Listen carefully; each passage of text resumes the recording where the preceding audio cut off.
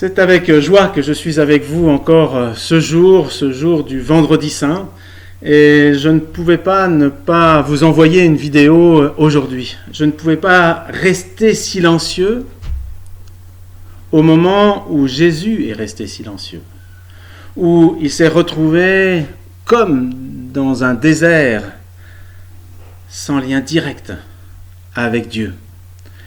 Il était là, en train de porter notre péché. Et Dieu ne pouvait pas rester en présence de Jésus portant le péché. Il est impossible à Dieu de vivre, de rester en lien avec le péché. Jésus a payé le prix fort pour nous libérer de ce fardeau que nous ne pouvons pas nous-mêmes porter seuls.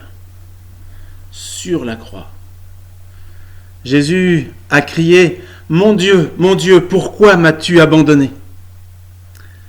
Certainement en pensant au psaume 22, en sachant quelle est la fin de ce psaume, quel est le dénouement de ce psaume, et que tout juif devait connaître, était capable d'aller jusqu'au bout, d'aller jusqu'à la fin de ce psaume et de comprendre ce que Jésus était en train de vivre. Mais également, il a dit ces paroles parce qu'il était là, seul, à combattre. Parce qu'il ne pouvait pas, sur la croix, porter le péché du monde et être en relation avec Dieu. L'apôtre Paul nous dit même qu'il a été maudit. Dans Galates, chapitre 3, verset 13, il nous dit « Le Christ nous a rachetés de la malédiction, de la loi en devenant malédiction pour nous.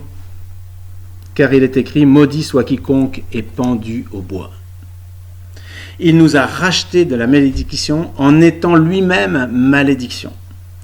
Et on peut comprendre la difficulté pour Jésus de porter cela, de vivre cette malédiction de Dieu en étant porteur du péché du monde. Paul encore, dans la deuxième épître aux Corinthiens, au chapitre 5, verset 21, nous dit « Celui qui n'a pas connu le péché, il l'a fait pour nous péché, afin que nous devenions justice de Dieu. » C'est un moment des plus tragiques dans la vie de Jésus, c'est le moment le plus difficile, je dirais, à traverser pour un chrétien, de voir que Jésus a payé de sa personne à cause de nous. Or, nous savons qu'il n'est pas resté sur la croix, mais j'aimerais qu'aujourd'hui nous puissions nous arrêter un instant sur notre condition de pécheur, sur notre péché,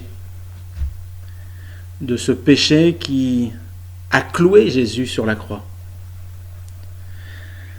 Ce n'est pas pour son plaisir qu'il est allé jusqu'à la croix, mais bien par amour pour nous, parce qu'il nous aimait bien le premier. Il a fait cela pour nous. Et vous connaissez bien ce passage de l'évangile de Jean, au chapitre 3, verset 16, « Car Dieu a tant aimé le monde qu'il a donné son Fils, son unique, afin que quiconque croit en lui ne périsse pas, mais qu'il ait la vie éternelle. »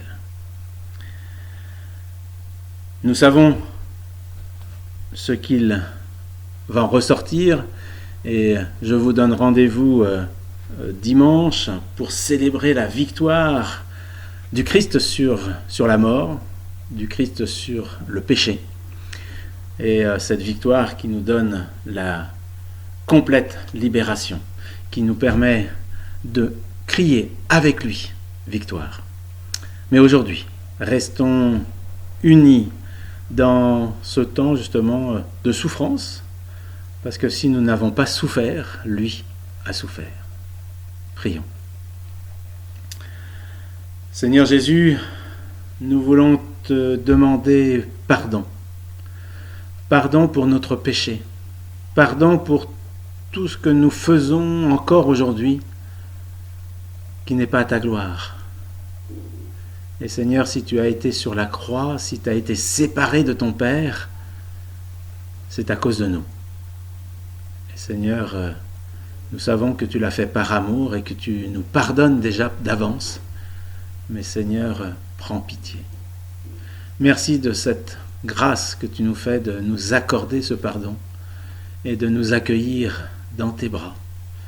Que ce jour de ta crucifixion soit aussi pour nous une remise en question de tout ce que nous pouvons vivre et faire, et que nous puissions ainsi repartir tout à nouveau dans une nouvelle démarche avec toi, en toi, par toi, pour toi. Amen.